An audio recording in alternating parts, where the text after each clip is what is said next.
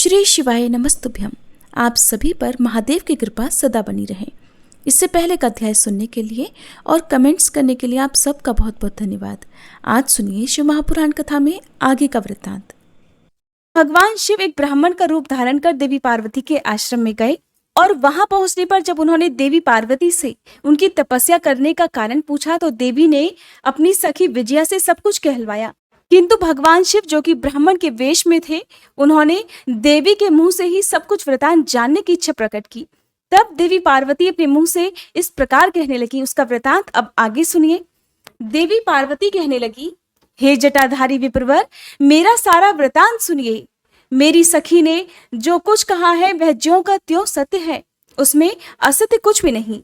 मैं मन, वाणी और क्रिया द्वारा सत्य ही कहती हूँ, असत्य नहीं कह सकती। मैंने साक्षात पति भाव से भगवान शंकर का ही वर्ण किया है। यद्यपि ये जानती हूँ वह दुर्लभ वस्तु भला मुझे कैसे प्राप्त हो सकती है, फिर भी मन की उत्कंठा से विवश होकर मैं ये तपस्या कर रही हूँ। ब्राह्मण से ऐसी बात कहकर पार्वती देवी उस समय मौन हो गई। तब उनकी वह बात सुनकर ब्राह्मण ने कहा, ब्राह्मण इस प्रकार कहने लगे कि इस समय तक मेरे मन में ये जानने की बहुत प्रबल इच्छा थी कि ये देवी किस दुर्लभ वस्तु को चाहती है जिसके लिए ऐसा महान तप कर रही है। किंतु हे देवी, तुम्हारे मुखारविंद से सब कुछ सुनकर उस अभीष्ट वस्तु को जान लेने के बाद अब मैं यहाँ से जा रहा हूँ। तुम्हारी जैसी इच्छा हो वैसा करो। यदि तुम मुझसे ना कहती तो मित्रता निष्फल होती। अब जैसा तुम्हारा कार्य है वैसा ही उसका परिणाम होगा। जब तुम्हें इसी में सुख है तब मुझे कुछ नहीं कहना है। वहां ऐसी बात कहकर ब्राह्मण रूपधारी भगवान शिव ने जो ही वहां से जाने का विचार किया, त्यों ही देवी पार्वती प्रणाम करके उनसे इस प्रकार कहने लगी, हे विप्रवर, आप क्यों जाएंगे? ठहरिए और मेरे हित की बात तो बताइए। देवी के ऐसा कहने पर दंडधारी ब्राह्मण देवता रुक गए और इस प्रकार कहने लगे, देवी, यदि मेरी बात सुनने का मन है और मुझे भक्ति भाव से ठहरा रही हो तो मैं वह सब तत्व बता रहा हूं जिससे तुम्हें हिताहित का ज्ञान हो जाएगा। महादेव जी के प्रति मेरे मन में गौरव बुद्धि है, अतः मैं उनके सब प्रकार से कार्य जानता हूं। तो भी यथार्थ बात कहता हूं, तुम सावधान होकर सुनो। हे देवी, वृषभ के चिन्ह से अंकित ध्वजा धारण करने वाले महादेव जी सारे शरीर में भस्म रमाए रहते हैं, सिर पर जटा धारण करते हैं, धोती की जगह बाघ का चर्म पहनते और चादर की जगह हाथी की खाल ओढ़ते हैं। हाथ में भीख मांगने के लिए खोपड़ी लिए रहते हैं। झुंड के झुंड सांप उनके सारे अंगों में लिपटे रहते हैं और वे विष खाकर ही पुष्ट होते हैं। अभक्ष्य भक्षी हैं। उनके नेत्र बड़े भद्दे हैं और देखने में भी डरावने लगते हैं। उनका जन्म कब, कहाँ और किससे हुआ ये आज तक प्रकट नहीं हुआ। घर गृहस्थी के भोग से तो वे सदा दूर ही रहते हैं। और देवी, ये भी सुनो कि नंग धड़ंग होकर वे घूमते हैं और भूत प्रेतों को सदा अपने साथ रखते हैं। उनके एक दो नहीं 10 भुजाएं हैं। और देवी, मैं समझ नहीं पाता कि किस कारण से तुम उन्हें अपना पति बनाना चाहती हो। तुम्हारा ज्ञान कहाँ चला गया है? इस बात को आज सोच विचार कर मुझे बताओ। दक्ष ने अपने यज्ञ में अपनी ही पुत्री सती को केवल यही सोचकर नहीं बुलाया कि वह कपालधारी भिक्षुक की पत्नी है। इतना ही नहीं, उन्होंने यज्ञ में भाग देने के लिए सभी देवताओं को बुलाया, किंतु शंभु को छोड़ दिया। सती उस अपमान के कारण अत्यंत क्रोध से व्याकुल हो उठी। उसने अपने प्यारे प्राणों को तो छोड़ा ही, शंकर जी को भी त्याग दिया। और देवी, तुम तो स्त्रियों में रत्न हो। तुम्हारे पिता समस्त पर्वतों के राजा हैं, फिर तुम क्यों इस उग्र तपस्या के द्वारा वैसे पति को पाने की अभिलाषा करती हो? सोने की मुद्रा अर्थात अशर्फी देकर बदले में उतना ही बड़ा कांच लेना चाहती हो? उज्जवल चंदन छोड़कर अपने अंगों में कीचड़ लपेटना चाहती हो? सूर्य के तेज का परित्याग करके जुगनू की चमक पाना चाहती हो? महीन वस्त्र त्याग कर अपने शरीर को चमड़े से ढकने की इच्छा रखती हो? घर में रहना छोड़कर वन में धूनी रमाना चाहती हो? और हे देवेश्वरी, यदि तुम इंद्र आदि लोकपालों को त्याग कर शिव के प्रति अनुरक्त हो तो अवश्य ही रत्नों के उत्तम भंडार को त्याग कर लोहा पाने की इच्छा भी रखती हो। लोक में इस बात को बिल्कुल भी अच्छा नहीं कहा गया है। शिव के साथ तुम्हारा संबंध मुझे इस समय परस्पर विरुद्ध दिखाई देता है।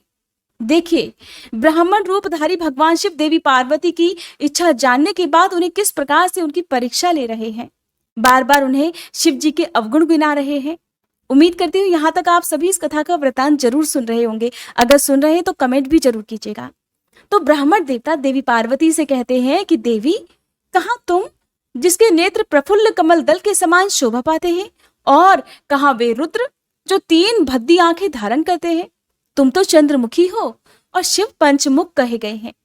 तुम्हारे सिर पर दिव्य वेणी सर्पिणी सी शोभा पा रही है, परंतु शिव जी के मस्तक पर जो जटाजूट बताया जाता है वह प्रसिद्धि है। तुम्हारे अंग में चंदन का अंगराग होगा और शिव जी के शरीर में चिता का भस्म। कहाँ तुम्हारी सुंदर मृदुल साड़ी, और कहाँ शंकर जी के उपयोग में आने वाली हाथी की खाल। देवी, कहाँ तुम्हारे अंगों में दिव्य आभूषण, और कहाँ शंकर जी के सर्वांग में लिपटे हुए सर्प। कहाँ तुम्हारी सेवा के लिए तैयार रहने वाले संपूर्ण देवता, और कहाँ भूतों की दी हुई बलि को पसंद करने वाले शिव। कहाँ तो मृदंग की मधुर ध्वनि, और कहाँ डमरू की डिमडिम। कहाँ भेरियों के समूह की गड़गड़ाहट, और कहाँ अशुभ श्रृंगीनाद। कहाँ ढक्का का शब्द, और कहाँ अशुभ गलनाद। देवी, तुम्हारा ये उत्तम रूप शिव के योग्य कदापि नहीं है। यदि उनके पास धन होता तो वे दिगंबर क्यों रहते। सवारी के नाम पर उनके पास एक बूढ़ा बैल है, और दूसरी कोई भी सामग्री या साधन उनके पास नहीं। कन्या के लिए ढूंढे जाने वाले वरों में जो नारियों को सुख देने वाले गुण बताए गए हैं, देवी, उनमें से तो एक भी गुण उस भद्दी आंख वाले रुद्र में नहीं है। तुम्हारे परम प्रिय काम को भी उन हर देवता ने दग्ध कर दिया, और तुम्हारे प्रति उनका अनादर तो तभी देख लिया गया जब ये तुम्हें छोड़कर कहीं और चले गए। उनकी कोई जाति नहीं देखी जाती, उनमें विद्या और ज्ञान का भी पता नहीं चलता। पिशाच ही उनके सहायक है, और विष तो उनके कंठ में ही दिखाई देता है। वे सदा अकेले रहने वाले और विशेष रूप से विरक्त हैं, इसलिए तुम्हें हर के साथ अपने मन को नहीं जोड़ना चाहिए। कहाँ तुम्हारे कंठ में सुंदर हार, और कहाँ उनके गले में पड़ी नरमुंडों की माला। देवी, तुम्हारे और हर के रूप आदि सब एक दूसरे के विरुद्ध हैं। फिर मुझे तो ये संबंध कहीं से कहीं तक नहीं रुच रहा। फिर तुम्हारी जैसी इच्छा हो वैसा करो। संसार में जो कुछ भी असद वस्तु है वह सब तुम स्वयं चाहने लगी हो, अर्थात जिसे कोई नहीं चाहता उसकी तुम इच्छा कर रही हो। अतः मैं कहता हूं कि तुम उस असत की ओर से अपने मन को हटा लो, नहीं तो फिर जो चाहे वो करो, मुझे कुछ नहीं कहना। श्री ब्रह्मा जी कहते हैं, नारद, ये बात सुनकर देवी पार्वती शिव की निंदा करने वाले ब्राह्मण पर मन ही मन कुपित हो उठी और उनसे इस प्रकार बोली। पार्वती जी कहने लगी कि बाबा जी, अब तक तो मैंने ये समझा था कि कोई दूसरे ज्ञानी महात्मा आ गए हैं, परंतु अब सब ज्ञात हो गया। आपकी कलई खुल गई, अर्थात पोल खुल गई। आपसे अब क्या कहूं, विशेषतः उस दशा में जब आप अवधि ब्राह्मण हैं। हे ब्राह्मण देवता, आपने जो कुछ कहा है वो सब मुझे पहले से ही पता है, परंतु वह सब झूठा ही है, सत्य कुछ भी नहीं। आपने कहा था कि मैं शिव को जानता हूं, और अगर आपकी ये बात ठीक होती तो आप ऐसी युक्ति और बुद्धि के विरुद्ध बातें तो कदापि नहीं बोलते। ये ठीक है कि कभी कभी महेश्वर अपनी लीला शक्ति से प्रेरित होकर तथा कथित अद्भुत वेश धारण कर लिया करते हैं, परंतु वास्तव में वे साक्षात परब्रह्म परमात्मा है। उन्होंने तो स्वेच्छा से ही शरीर धारण किया हुआ है। आप ब्रह्मचारी का स्वरूप धारण कर मुझे ठगने के लिए उद्यत होकर यहाँ पर आए, और अनुचित और असंगत युक्तियों का सहारा लेकर छल कपट से युक्त बातें बोल रहे हैं। मैं भगवान शंकर के स्वरूप को भली भांति जानती हूँ, इसलिए यथा योग्य विचार करके उनके तत्व का वर्णन करती हूँ। वास्तव में शिव निर्गुण ब्रह्म है, कारणवश सगुण हो गए हैं जो निर्गुण है। समस्त गुण जिनके स्वरूप भूत है, उनकी जाति भला कैसे हो सकती है ब्राह्मण देवता। वे भगवान सदाशिव समस्त विद्याओं के आधार हैं। फिर उन पूर्ण परमात्मा को किसी विद्या से भला क्या काम। पूर्व काल में कल्प के आरंभ में भगवान शंभु ने श्री विष्णु को उच्छ्वास रूप से संपूर्ण वेद प्रदान किए थे, अतः उनके समान उत्तम प्रभु दूसरा भला कौन है। और जो सबके आदि कारण है, उनकी अवस्था अथवा आयु का माप तौल कैसे हो सकता है। प्रकृति उन्हीं से उत्पन्न हुई है, फिर उनकी शक्ति का दूसरा क्या कारण हो सकता है। जो लोग सदा प्रेम पूर्वक शक्ति के स्वामी भगवान शंकर का भजन करते हैं, उन्हें भगवान शंभु प्रभु शक्ति के उत्साह शक्ति और मंत्र शक्ति, ये तीनों अक्षय शक्तियां प्रदान करते हैं। भगवान शिव के भजन से ही जीव मृत्यु को जीत लेता है और निर्भय हो जाता है। इसलिए तीनों लोकों में उनका मृत्युंजय नाम प्रसिद्ध है। ब्राह्मण देवता उन्हीं के अनुग्रह से विष्णु विष्णु तत्व को, ब्रह्मा जी ब्रह्म तत्व को और देवता देवत्व को प्राप्त हुए हैं। शिव जी का पक्ष लेकर बहुत बोलने से क्या लाभ, वे भगवान शंभु ही स्वयं महाप्रभु हैं। कल्याण रूपी शिव की सेवा से यह कौन सा मनोरथ है जो सिद्ध नहीं हो सकता। उन महादेव जी के पास किस बात की कमी है जो वे भगवान सदाशिव स्वयं मुझे पाने की इच्छा करें। यदि शंकर जी की सेवा ना करे तो मनुष्य 7 जन्मों तक दरिद्र ही रहता है और उन्हीं की सेवा से सेवक को लोक में कभी नष्ट न होने वाली लक्ष्मी जी प्राप्त हो जाती हैं, जिनके सामने 8 सिद्धियां नित्य आकर सिर नीचा किए इस इच्छा से नृत्य करती हैं कि वे भगवान हम पर संतुष्ट हो जाएं। उनके लिए कोई भी हितकर वस्तु दुर्लभ भला कैसे हो सकती है। देवी पार्वती आगे कहती हैं, हे ब्राह्मण देवता, यद्यपि यहाँ मांगलिक कही जाने वाली वस्तुएं शंकर जी का सेवन नहीं करती, फिर भी उनके स्मरण मात्र से ही सभी का मंगल होता है। और ये बात तो आप भी भली भांति जानते हैं। जिनकी पूजा के प्रभाव से ही उपासक का हर प्रकार से भला हो जाता है, उद्धार हो जाता है, संपूर्ण कामनाएं सिद्ध हो जाती हैं। सदा निर्विकार रहने वाले उन परमात्मा शिव में विकार भला कहां से आ सकता है। जिस पुरुष के मुख में निरंतर शिव ये मंगलमय नाम निवास करता है, उसके दर्शन मात्र से ही अन्य सब सदा पवित्र हो जाते हैं। जैसा कि आपने कहा है कि वे चिता का भस्म लगाते हैं, परंतु यदि उनका लगाया हुआ भस्म अपवित्र होता तो उनके शरीर से झड़कर गिरे हुए उस भस्म को देवता लोग सदा अपने सिर पर कैसे धारण करते। अतः शिव जी के अंगों के स्पर्श से अपवित्र वस्तु भी पवित्र हो जाती है। जो महादेव सगुण होकर तीनों लोकों के कर्ता भरता और हरता है तथा निर्गुण रूप में शिव कहलाते हैं, वे बुद्धि के द्वारा पूर्ण रूप से कैसे जाने जा सकते हैं। पर ब्रह्म परमात्मा शिव का जो निर्गुण रूप है उसे आप जैसे बहिर्मुख लोग भला कैसे जान सकते हैं। जो दुराचारी और पापी हैं वे देवताओं से बहिष्कृत हो जाते हैं। ऐसे लोग निर्गुण शिव के तत्व को नहीं जानते और ना कभी जान पाएंगे। जो पुरुष तत्व को न जानने के कारण यहाँ शिव की निंदा करता है, उसके जन्म भर का सारा संचित पुण्य भी भस्म हो जाता है। और आपने जो यहाँ अमित तेजस्वी महादेव जी की निंदा की है और मैंने जो आपकी पूजा की है, उससे मुझे पाप की भागिनी होना पड़ा है। शिव द्रोही को देखकर वस्त्र सहित स्नान करना चाहिए और शिव द्रोही का दर्शन हो जाने पर प्रायश्चित करना चाहिए।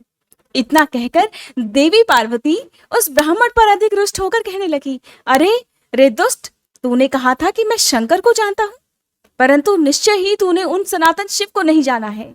भगवान रुद्र को तू जैसा कहता है वे वैसे ही क्यों ना हो, उनके जैसे भी बहुसंख्यक रूप भला क्यों ना हो, सत्पुरुषों के प्रेतम नित्य निर्विकार वे भगवान शिव ही मेरे अभीष्टतम देव हैं। ध्यान पूर्वक सुनो, ब्रह्मा और विष्णु कभी भी उन महात्मा हर के समान नहीं हो सकते। फिर दूसरे देवताओं की तो भला बात ही क्या है, क्योंकि वे सदैव काल के अधीन हैं। और इस प्रकार अपनी शुद्ध बुद्धि से तत्वतः विचार कर मैं शिव जी के लिए वन में आकर बड़ी भारी तपस्या कर रही हूँ। वे भक्त वत्सल सर्वेश्वर शिव ही हम सब के परमेश्वर हैं। दीनों पर अनुग्रह करने वाले उन महादेव को ही प्राप्त करने की मेरी इच्छा है। श्री ब्रह्मा जी कहते हैं, नारद, ऐसी बात कहकर गिरिराज नंदिनी गिरिजा मौन हो गई और निर्विकार चित्त से भगवान शिव का ध्यान करने लगी। देवी की बात सुनकर वह ब्रह्मचारी ब्राह्मण ज्यों ही कुछ फिर कहने के लिए तैयार हुए, त्यों ही शिव में आसक्ति चित्त होने के कारण उनकी निंदा सुनने से विमुख हुई पार्वती अपनी सखी विजया से शीघ्र बोली। पार्वती जी कहने लगी, सखी, इस अधम ब्राह्मण को यत्नपूर्वक रोक लो, ये फिर कुछ कहना चाहता है। ये केवल शिव जी की ही निंदा करेगा और जो शिव की निंदा करता है केवल उसी को पाप नहीं लगता, जो उस निंदा को सुनता है वह भी उस पाप का भागीदार बन जाता है। भगवान शिव के उपासकों को चाहिए कि वे शिव जी की निंदा ना कभी खुद करें और ना ही करने वाले का सहयोग करें। यदि वह ब्राह्मण हो तो उसे अवश्य ही त्याग दें और स्वयं उस निंदा के स्थान से शीघ्र दूर चले जाएं। ये दुष्ट ब्राह्मण फिर शिव जी की निंदा करेगा। ब्राह्मण होने के कारण ये तो वध्य है नहीं, अतः त्याग देने योग्य है। किसी भी तरह इसका मुंह नहीं देखना चाहिए सखी। इस स्थान को छोड़कर हम लोग आज ही किसी दूसरे स्थान में शीघ्र ही चली जाएंगी, जिससे फिर इस अज्ञानी के साथ बात करने का अवसर मुझे दोबारा ना मिले। श्री ब्रह्मा जी कहते हैं, नारद, ऐसा कहकर उमा ने जैसे ही अन्यत्र जाने के लिए अपना पैर उठाया, त्यों ही भगवान शिव ने अपने साक्षात स्वरूप से प्रकट होकर प्रिया पार्वती का हाथ पकड़ लिया। प्रभु की कैसी अद्भुत लीला है। अपनी अपनी आंखें बंद कर कृपया इस दृश्य को अपने मन की आंखों से देखने की कोशिश करें। जब जैसे ही तैयार हुई उमा का हाथ भगवान रुद्र ने पकड़ा, तब उनके स्वरूप का जिस प्रकार से शिवा ध्यान करती थी, वैसा ही सुंदर रूप धारण करके भगवान शिव ने उन्हें दर्शन दिए। देवी पार्वती ने लज्जावश ये सब देखकर अपना मुंह नीचे की ओर कर लिया। तब भगवान शिव उनसे बोले, प्रिय, बताओ मुझे छोड़कर कहाँ जाओगी? अब मैं फिर कभी तुम्हारा त्याग नहीं करूंगा। मैं प्रसन्न हूं, वर मांगो देवी, मुझे तुम्हारे लिए कुछ भी अधेय नहीं है। हे देवी, आज से मैं तपस्या के लिए मोल खरीदा हुआ तुम्हारा दास हो गया हूं। तुम्हारा सौंदर्य भी अब मेरे मन को मोहने लगा है। अब तुम्हारे बिना मुझे एक क्षण भी एक युग के समान जान पड़ता है। देवी, अब लज्जा छोड़ो, तुम तो मेरी सनातन पत्नी हो। हे गिरिराज नंदिनी, हे महेश्वरी, मैंने जो कुछ कहा है उस पर श्रेष्ठ बुद्धि से विचार करो। सुस्थिर चित्त वाली पार्वती, मैंने नाना प्रकार से तुम्हारी बारंबार परीक्षा ली है। लोक लीला का अनुसरण करने वाले मुझ स्वजन के अपराध को क्षमा कर दो देवी। तीनों लोकों में तुम्हारी जैसी अनुरागिणी मुझे दूसरी कोई नहीं दिखाई देती। मैं सर्वथा तुम्हारे अधीन हूँ, तुम्हारी इच्छा पूर्ण हो। प्रिय, मेरे पास आओ, तुम मेरी पत्नी हो और मैं तुम्हारा वर हूँ। तुम्हारे साथ मैं शीघ्र ही अपने निवास स्थान उत्तम पर्वत कैलाश को चलूंगा। श्री ब्रह्मा जी कहते हैं, देवाधिदेव महादेव जी के ऐसा कहने पर पार्वती देवी आनंद मग्न हो उठी। उनका तपस्या जनित पहले का सारा कष्ट मिट गया। हे मुनिश्रेष्ठ, सती साध्वी पार्वती जी की सारी थकावट दूर हो गई, क्योंकि परिश्रम फल जो प्राप्त हो गया था, और परिश्रम फल प्राप्त हो जाने पर प्राणी का पहले वाला सारा श्रम नष्ट हो जाता है। श्री ब्रह्मा जी कहते हैं, नारद, परमात्मा हर की ये बात सुनकर और उनके आनंददायी रूप का दर्शन पाकर पार्वती को बड़ा हर्ष हुआ। उनका मुख प्रसन्नता से खिल उठा। वे बहुत सुख का अनुभव करने लगी। फिर उन महासाध्वी शिवा ने अपने पास ही खड़े हुए भगवान शिव से कहा, देवेश्वर, आप मेरे स्वामी हैं। हे प्रभु, पूर्व काल में आपने जिसके लिए हर्ष पूर्वक दक्ष के यज्ञ का विनाश किया था, उसे क्यों भुला दिया था?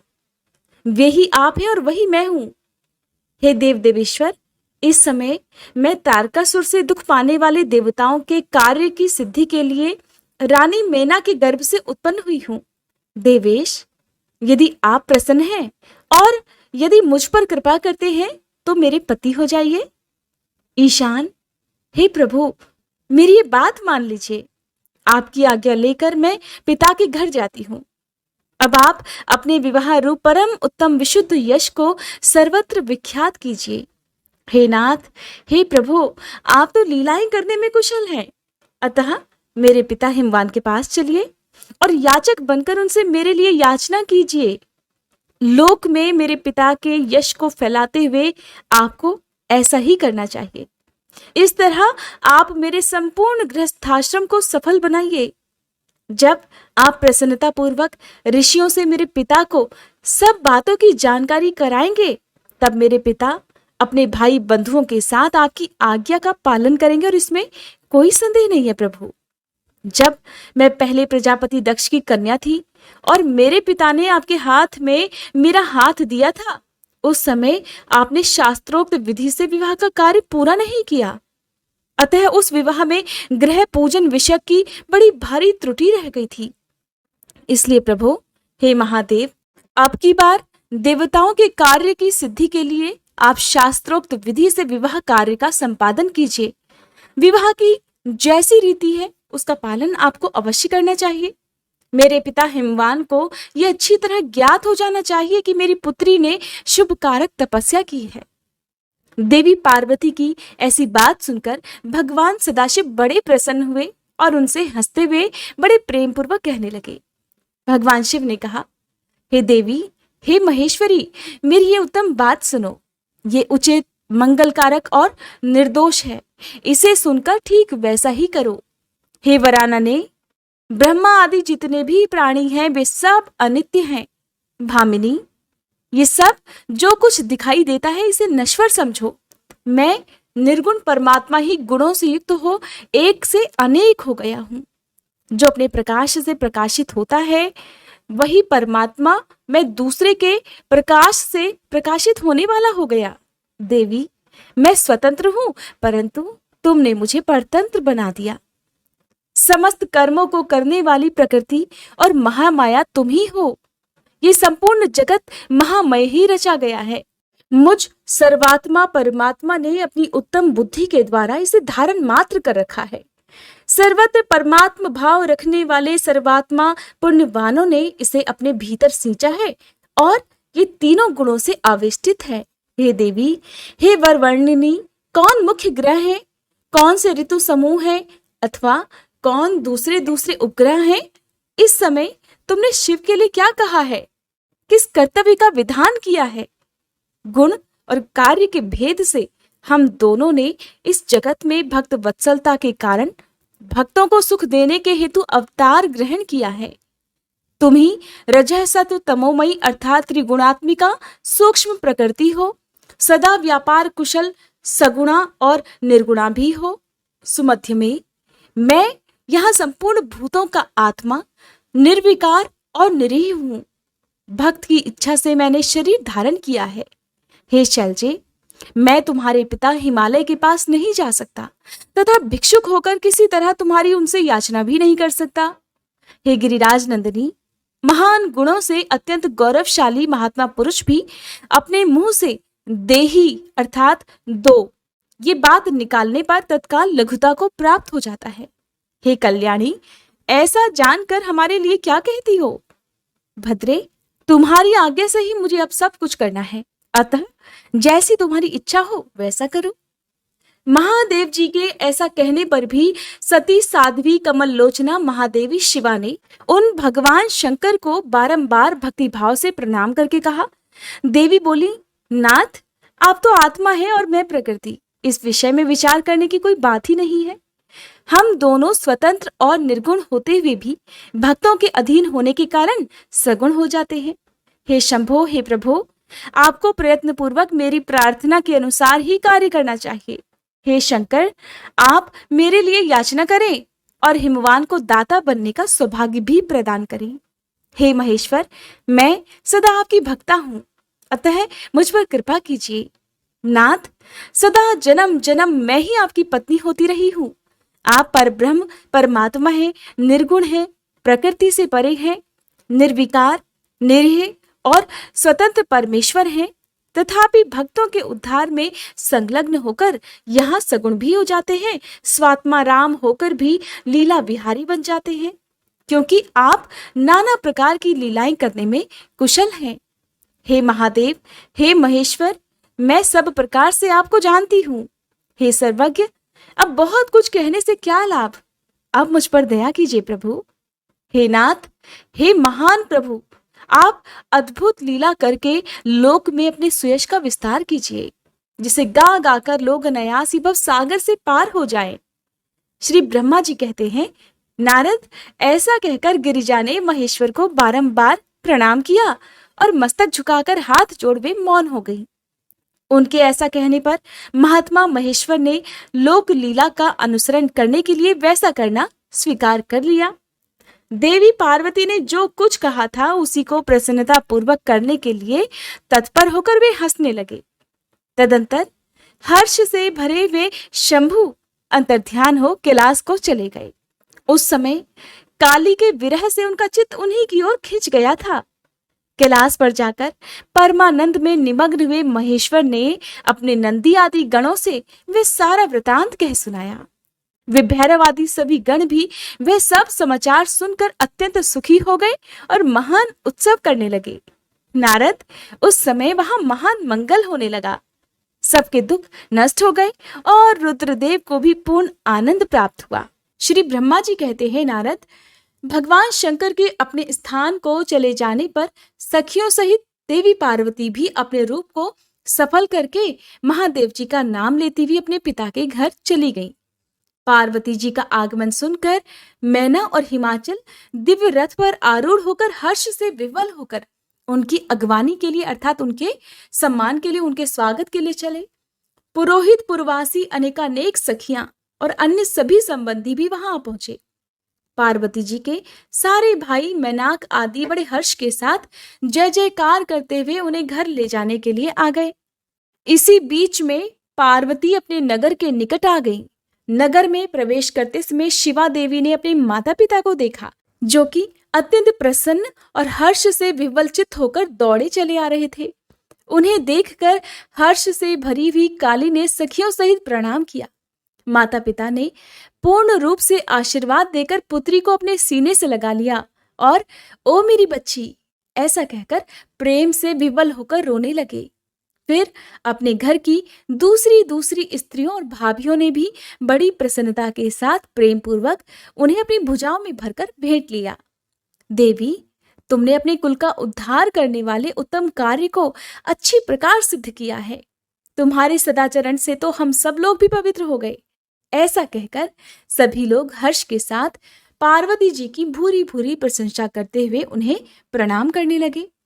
लोगों ने चंदन और सुंदर फूलों से शिवा देवी को पूजित किया और फिर उस अवसर पर विमान पर बैठे हुए देवताओं ने भी पार्वती जी को नमस्कार करके उन पर आसमान से ही फूलों की वर्षा करते हुए स्तुति की। हे नारद, उस समय तुम्हें भी एक सुंदर रथ पर बिठाकर ब्राह्मण आदि सभी लोग नगर में ले गए। फिर ब्राह्मण, सखियों और दूसरी स्त्रियों ने बड़े आदर के साथ शिवा का घर के भीतर प्रवेश कराया।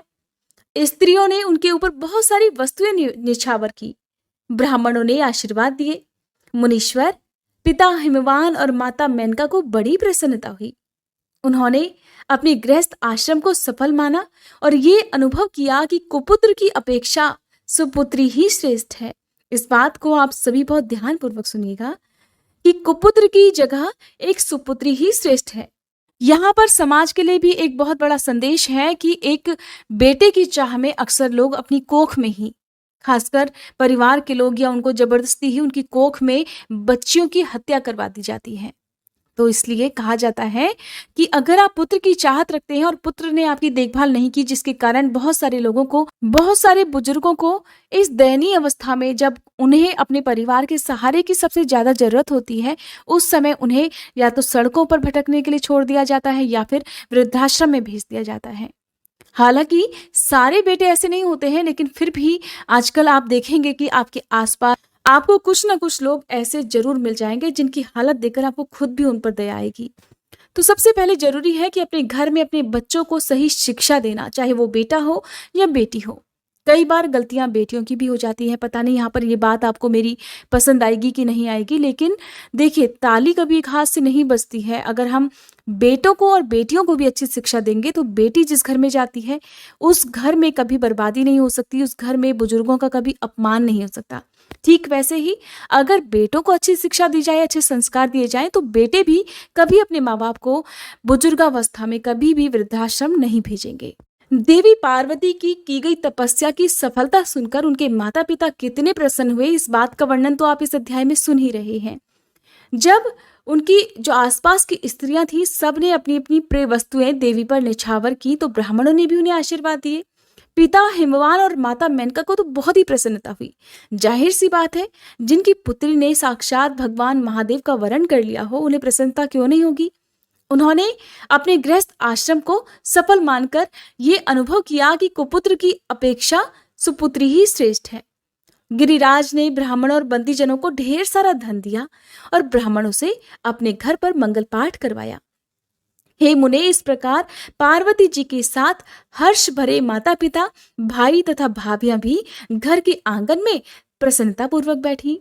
फिर हिमवान प्रसन्न चित्त से सभी का आदर सत्कार करके गंगा स्नान के लिए गए। अब यहाँ पर भी शंभु ने जो लीला रचाई उसका वर्णन भी सुनिए। जब बीच में ही सुंदर लीला करने वाले भक्त वत्सल भगवान शंभु एक अच्छा नाचने वाला नट बनकर मेनका के पास आ गए। उन्होंने बाएं हाथ में सींग और दाहिने हाथ में डमरू ले रखा था। पीठ पर उन्होंने कथरी रख छोड़ी और लाल वस्त्र पहने वे भगवान रुद्र नाच और गान में अपनी निपुणता का परिचय दे रहे थे। सुंदर नट का रूप धारण किए हुए भगवान शिव ने मेनका के पास बैठी हुई स्त्रियों की टोली के पास में जाकर बड़ा सुंदर नृत्य किया और अत्यंत मनोहर नाना प्रकार के गीत भी गाए। उन्होंने वह सुंदर ध्वनि करने वाले कई प्रकार के शंख और डमरुओं को भी बजाया तथा नाना प्रकार की बड़ी मनोहारिणी लीलाएं भी की। नटराज की उस लीला को देखने के लिए नगर के सभी स्त्री पुरुष और बालक वृद्ध भी सहसा वहां पहुंचे। मुने उस सुमधुर गीत को सुनकर और उस पर भी उस उत्तम मनोहर नृत्य को देखकर वहां आए हुए सभी लोग तत्काल मोहित हो गए। मैना भी मोही गई। उधर देवी पार्वती ने अपने हृदय में भगवान शंकर का साक्षात दर्शन कर लिया। वे त्रिशूल आदि चिन्ह धारण किए अत्यंत सुंदर दिखाई दे रहे थे। उनका सारा अंग विभूति से विभूषित था। वे हड्डियों की माला से अलंकृत थे। उनका मुख सूर्य, चंद्र और अग्नि रूप 3 नेत्रों से उद्भासित था। उन्होंने नाग का यज्ञोपवीत धारण किया था। उनके उस सुरम्य रूप को देखकर दुर्गा प्रेमावेश से मूर्छित हो गई। गौरवर्ण विभूषित दीन बंधु दया सिंधु और सर्वथा मनोहर महेश्वर पार्वती जी से कह रहे थे कि वर मांगो। अपने हृदय में विराजमान महादेव जी को इस रूप में देखकर देवी पार्वती ने उन्हें प्रणाम किया और मन ही मन ये वर भी मांगा कि आप बस मेरे पति हो जाइए प्रभु। प्रीति युक्त हृदय से शिवा को वैसा कल्याणकारी वर देकर वे पुनः अंतर्ध्यान हो गए और वहां पूर्ववत भिक्षा मांगने वाला नट बनकर पहले की तरह उत्तम नृत्य करने लगे। उस समय मैना सोने की थाली में रखे हुए बहुत सारे सुंदर रत्न लेकर उन्हें प्रसन्नता पूर्वक देने के लिए गई। उनका वह ऐश्वर्य देखकर भगवान शिव बड़े ही प्रसन्न हुए। मन में तो बड़े प्रसन्न हुए, परंतु उन्होंने उन रत्नों को स्वीकार नहीं किया। वे भिक्षा में उनकी पुत्री शिवा को ही मांगने लगे। अब आप भी मन में धारणा कीजिए कि कहाँ तो भला भगवान शिव और कहाँ एक साधारण सा नट। मैना अपनी पुत्री का हाथ किसके हाथ में देना चाहती थी? अब भोलेनाथ की लीला तो देखिए। पहले उन्होंने देवी पार्वती की परीक्षा ली, फिर उन्होंने अब उनकी माता मैना की परीक्षा लेना चाहा। जब मैना से उन्होंने उनकी पुत्री का हाथ मांगने की बात की और फिर से वो पहले की तरह सुंदर नृत्य और गान करने को तैयार हुए, तो मैना उस भिक्षुक नट की बात सुनकर बहुत ही क्रोधित हो गई और लगी उसे डांटने फटकारने। उनके मन में तो उसे बाहर निकाल देने की भी इच्छा हुई। इसी बीच में गिरिराज हिमवान गंगा जी से स्नान कर कर लौट आए। उन्होंने अपने सामने उस नराकार भिक्षुक को आंगन में खड़ा हुआ देखा और मैना के मुख से सारी बातें सुनकर उन्हें भी बड़ा क्रोध हुआ कि भला नट हमारी पुत्री से विवाह करना चाहता है। उन्होंने उसी समय अपने सेवकों को आज्ञा दी कि इस नट को यहां से बाहर निकाल दो। मुनिश्रेष्ठ, वे नटराज विशालकाय अग्नि की भांति अपने उत्तम तेज से प्रज्वलित हो रहे थे। उन्हें छूना भी कठिन था। अब ऐसे में उन्हें कोई बाहर तो भला क्या निकाल सकता? कोई उन्हें छू तक नहीं पाया, क्योंकि उन्हें छूना भी बड़ा कठिन था। तात फिर तो नाना प्रकार की लीलाओं में विशारद उन भिक्षु शिरोमणि ने शैलराज को अपना अनंत प्रभाव दिखाना प्रारंभ कर दिया।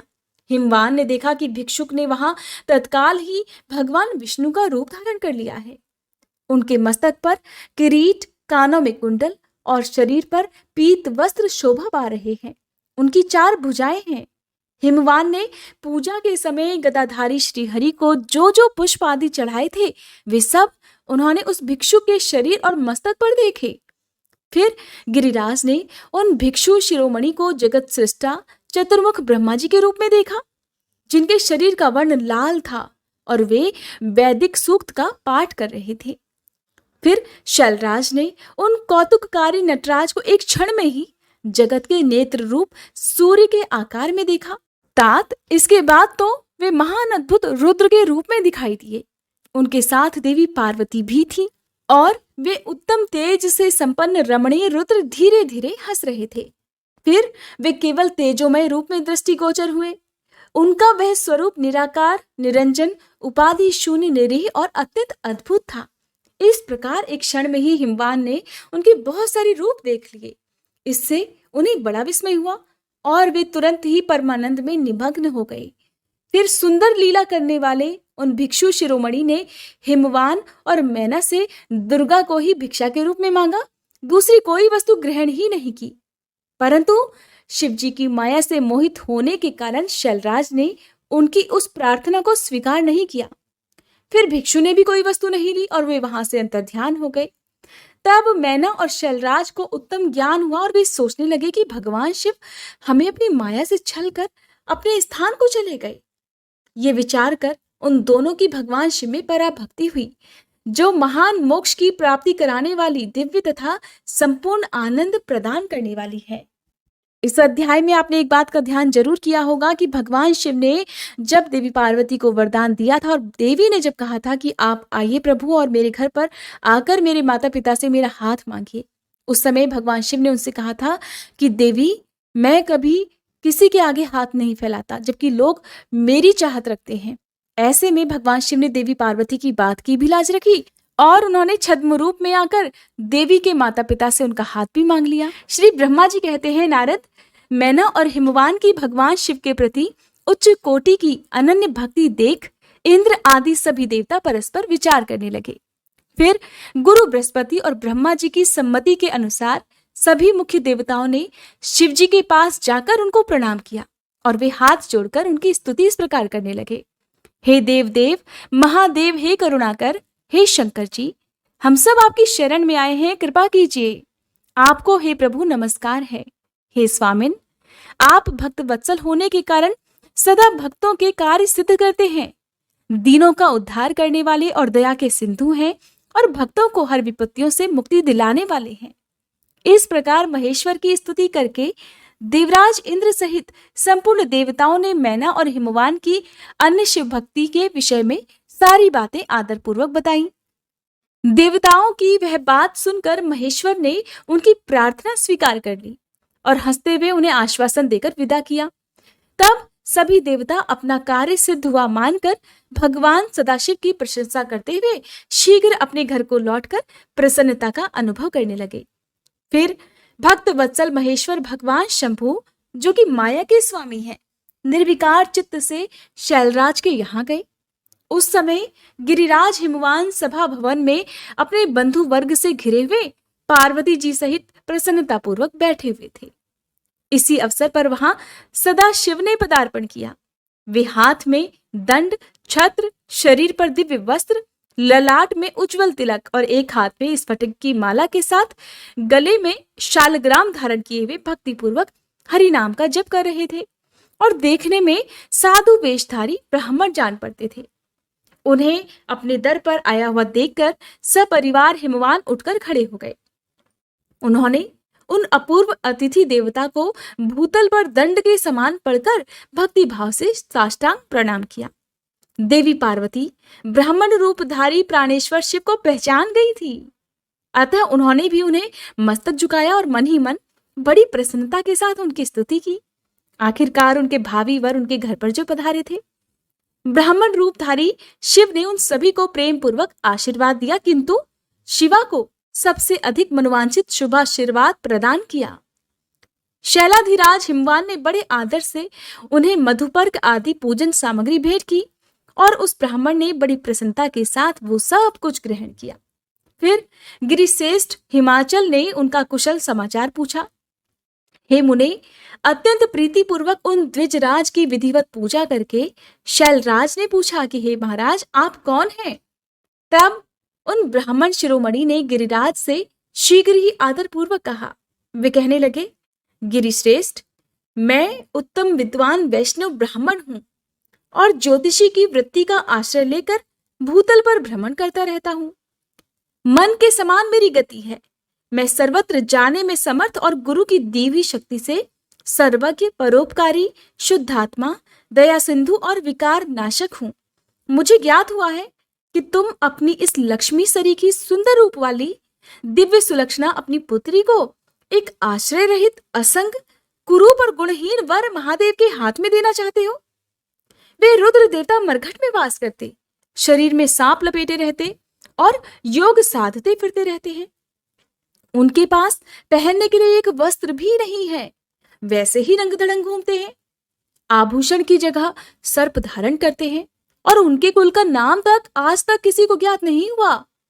वे कुपात्र और कुशील हैं, स्वभावतः विहार से दूर रहते हैं, सारे शरीर में भस्म रमाते हैं, क्रोधी और अविवेकी हैं और उनकी अवस्था कितनी है ये तक किसी को ज्ञात नहीं। वे अत्यंत कुत्सित जटा का बोझ सदा सिर पर धारण किए रहते हैं। वे भले बुरे सभी को आश्रय देने वाले, भ्रमणशील, नागहारधारी, भिक्षुक, कुमार्ग परायण और हठपूर्वक वैदिक मार्ग का त्याग करने वाले हैं। ऐसे अयोग्य वर को आप अपनी इतनी सुलक्षणा बेटी ब्याहना चाहते हैं? अचल राज, अवश्य ही आपका ये विचार मंगलदायक नहीं है। नारायण कुल में उत्पन्न ज्ञानियों में श्रेष्ठ हे गिरिराज, मेरे कथन का मर्म समझो। तुमने जिस पात्र को ढूंढ रखा है वह इस योग्य नहीं है कि उसके हाथ में पार्वती का हाथ दे दिया जाए।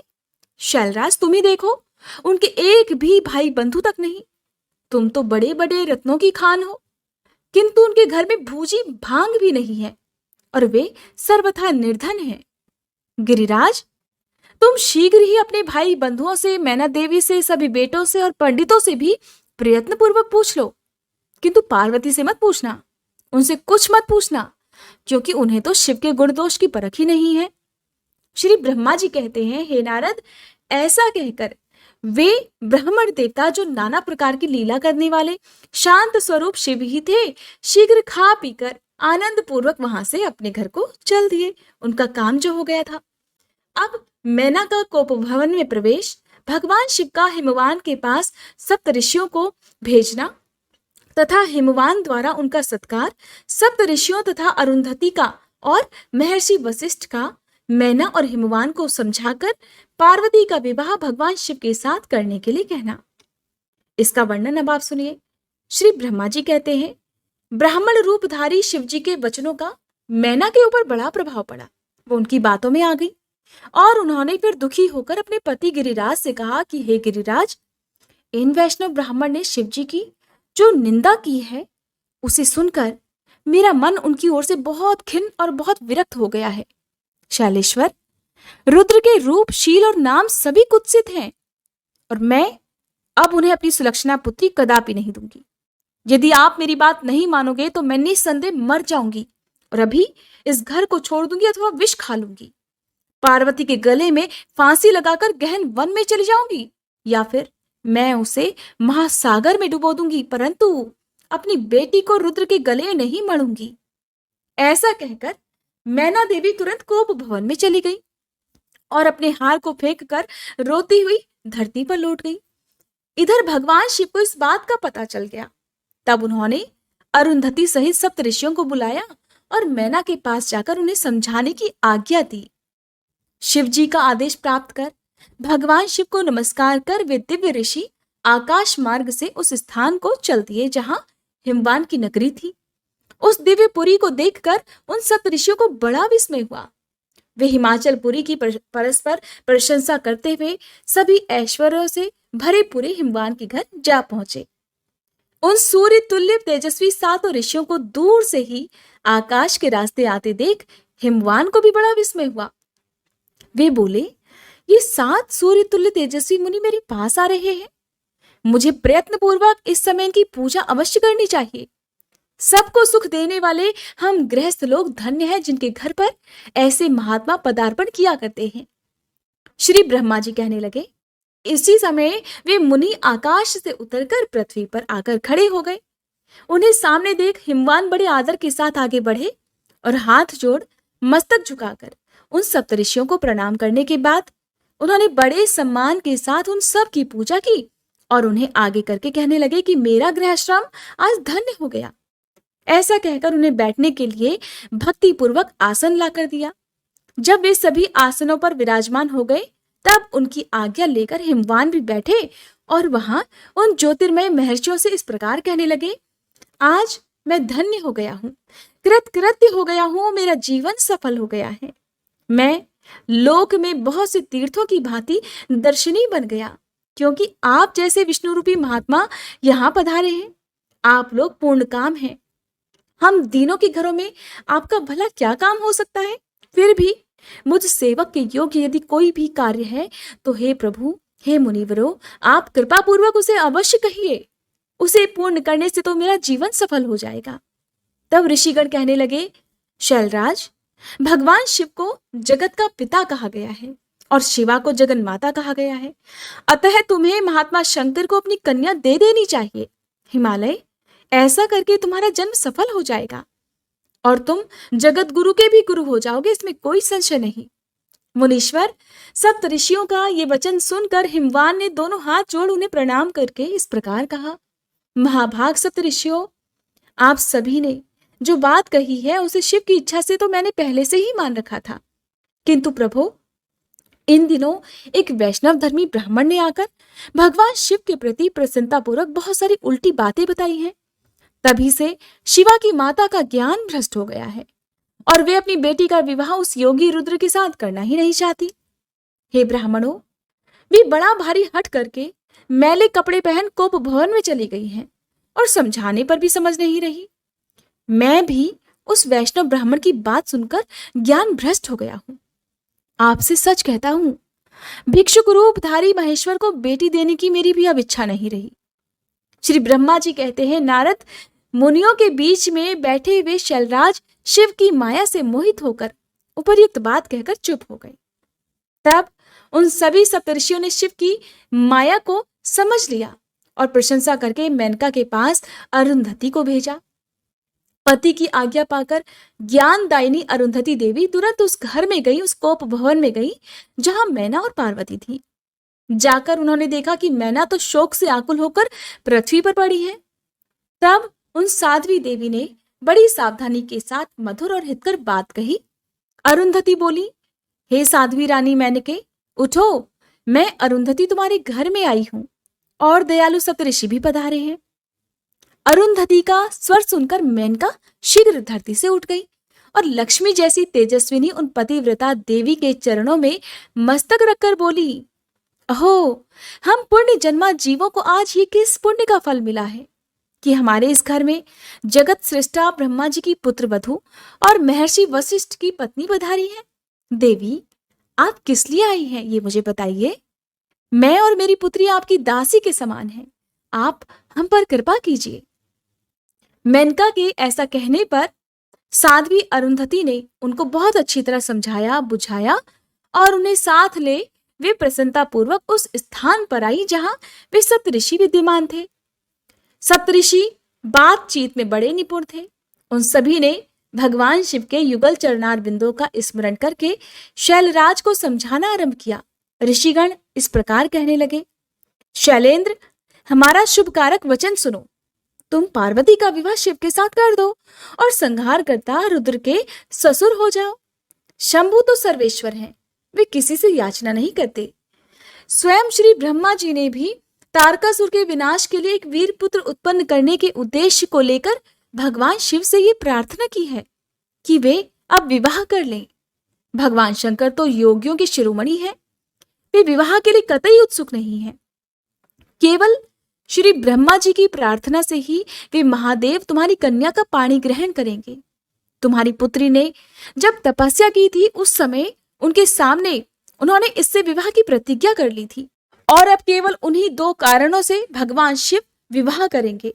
ऋषियों की ये बात सुनकर हिमालय हंस पड़े और फिर कुछ भयभीत होकर विनयपूर्वक बोले। हिमालय ने कहा, मैं शिव के पास कोई भी राजोचित सामग्री नहीं देखता हूं मुनिवर। उनका ना कोई घर है, ना ऐश्वर्य है और ना कोई स्वजन या बंधु बांधव ही है। मैं अत्यंत निर्लिप्त योगी को अपनी बेटी नहीं देना चाहता।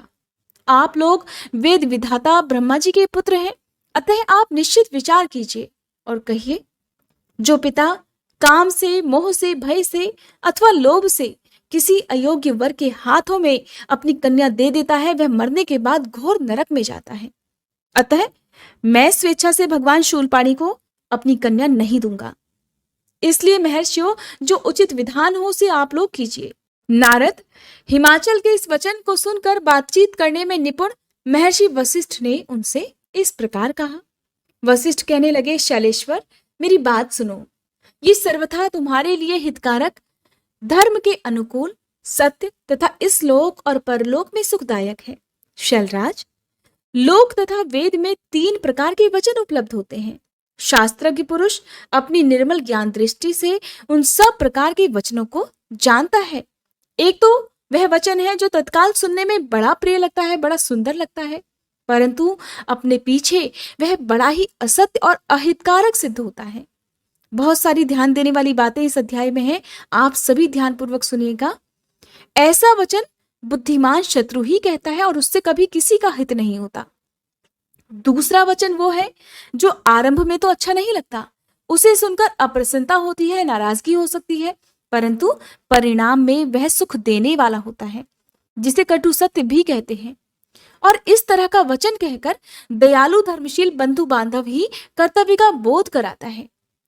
तीसरी श्रेणी का वचन वो है जो सुनते ही अमृत के समान मीठा लगता है और सभी काल में सुख देने वाला होता है। सत्य ही उसका सार होता है, इसलिए वह हितकारक होता है। ऐसा वचन सबसे श्रेष्ठ और सभी के लिए अभीष्ट है। शैलराज, इस तरह नीति शास्त्र में 3 प्रकार के वचन कहे गए हैं। इन तीनों में तुम्हें कौन सा वचन अभीष्ट है, बताओ, मैं तुम्हारे लिए वैसा ही वचन कहूंगा। भगवान शंकर संपूर्ण देवताओं के स्वामी हैं, उनके पास बाह्य संपत्ति नहीं है। इसका कारण यह है कि उनका चित्त एकमात्र ज्ञान के महासागर में मग्न रहता है। जो ज्ञानानंद स्वरूप और सभी के ईश्वर हैं, उन्हें लौकिक बाह्य वस्तुओं की क्या इच्छा होगी। गृहस्थ पुरुष राज्य और संपत्ति से सुशोभित होने वाले वर को अपनी पुत्री देता है, क्योंकि किसी दीन दुखी को कन्या देने से पिता कन्याघाती होता है, उसे कन्या के वध का पाप लगता है। कौन जानता है कि भगवान शंकर दुखी है। कुबेर जिनके किंकर हैं, जो अपनी भ्रूभंग की लीला मात्र से संसार की सृष्टि और संहार करने में समर्थ है, उन्हें गुणातीत परमात्मा और प्रकृति से परे परमेश्वर कहा जाता है। सृष्टि पालन और संहार करने वाली जिनकी त्रिविध मूर्ति ही ब्रह्मा विष्णु और हर नाम धारण करती है, उन्हें कौन निर्धन अथवा कौन दुखी कह सकता है। ब्रह्मलोक में निवास करने वाले ब्रह्मा, क्षीर सागर में रहने वाले श्री हरि तथा कैलाशवासी हर, ये सब शिव की ही विभूतियां हैं। शिव से प्रकट हुई प्रकृति भी अपने अंश से 3 प्रकार की मूर्तियों को धारण करती है। जगत में लीला शक्ति से प्रेरित होकर वह अपनी कला से बहुत सा रूप धारण करती है। समस्त वांग्मय की अधिष्ठात्री देवी वाणी उनके मुख से प्रकट हुई है और सर्वसम्मत स्वरूपिणी लक्ष्मी वक्ष स्थल से आविर्भूत हुई है। और शिवा ने देवताओं के एकत्र हुए तेज से अपने को प्रकट किया था। संपूर्ण दानवों का वध करके देवताओं को स्वर्ग की लक्ष्मी प्रदान की थी। देवी शिवा कल्पांतर में दक्ष की पत्नी के उदर से जन्म ले सती नाम से प्रसिद्ध हुई और हर को उन्होंने पति के रूप में प्राप्त किया। दक्ष ने स्वयं ही भगवान शिव को अपनी पुत्री दी थी। सती ने पति की निंदा सुनकर योग बल से अपने शरीर को त्याग दिया था। वे ही सती अब तुम्हारे घर में पैदा हुई हैं।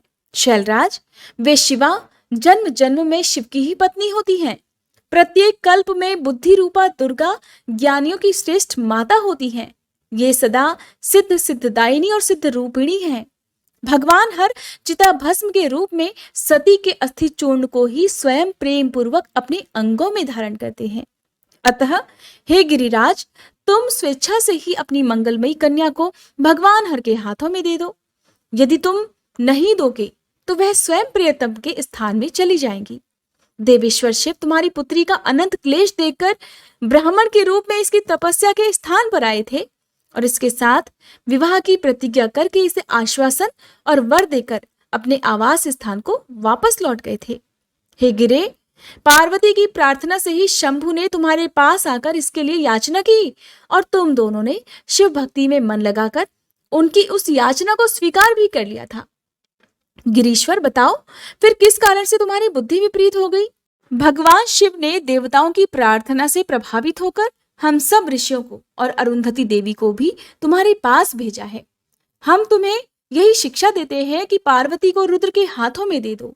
हे गिरे, ऐसा करने पर तुम्हें महान आनंद प्राप्त होगा। शैलेंद्र, यदि तुम स्वेच्छा से अपनी बेटी शिवा को शिव के हाथों में नहीं दोगे तो भावी के बल से इन दोनों का विवाह हो जाएगा। अर्थात भगवान शंकर ने तपस्या में लगी हुई पार्वती को ऐसा ही वर दिया। भगवान की हुई प्रतिज्ञा कभी पलट नहीं सकती। गिरिराज, ईश्वर के वश में रहने वाले समस्त साधु पुरुषों की भी प्रतिज्ञा का संसार में किसी के द्वारा उल्लंघन होना कठिन है, फिर साक्षात ईश्वर की प्रतिज्ञा के लिए तो कहना ही क्या है। जय भोलेनाथ। आज का अध्याय समाप्त हुआ। अगर आपको ये वीडियो पसंद आई हो तो प्लीज वीडियो को लाइक जरूर कीजिएगा।